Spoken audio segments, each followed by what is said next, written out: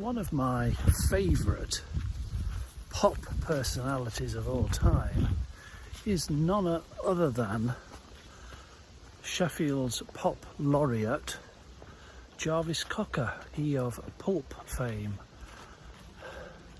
And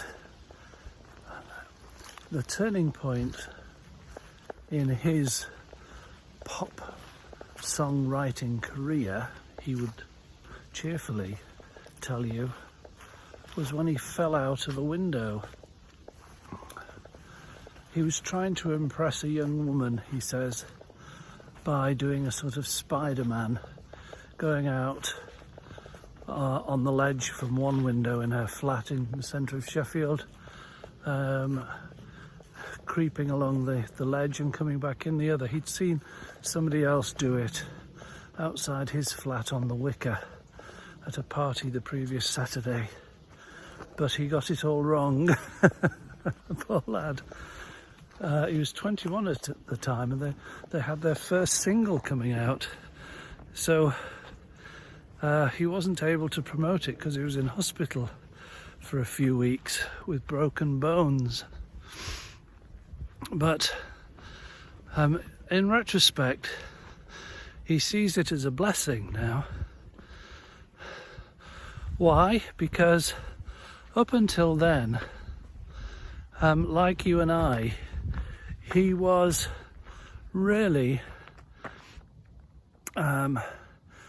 distracted, you might say, by the goings on in the world around him, and he was dedicated to his music and his band Pulp at the time, and getting nowhere, despite having had one appearance on the famous John Peel radio programme.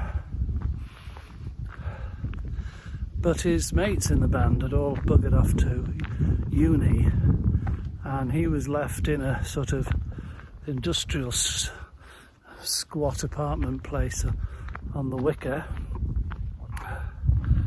trying to make a go of it. But really, although embedded in the pop or the music scene in Sheffield, he was like me for most of my life, vicarious. He was trying to write songs as if he was someone else. But after he had his epiphany falling out of the window and forced to spend some weeks in a hospital ward, he says he realised that the subject matter that had so far eluded him for his pop songs was right under his very nose. The food in the hospital, the other people on the ward, and this was his breakthrough. So for example, one of his most famous songs from the 90s was Common People,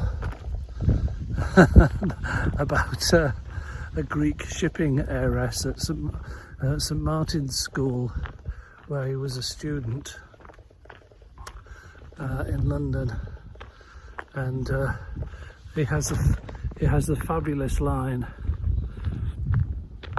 where she says to him, quite innocently, I want to sleep with common people like you. Well, what else could I do? He sings.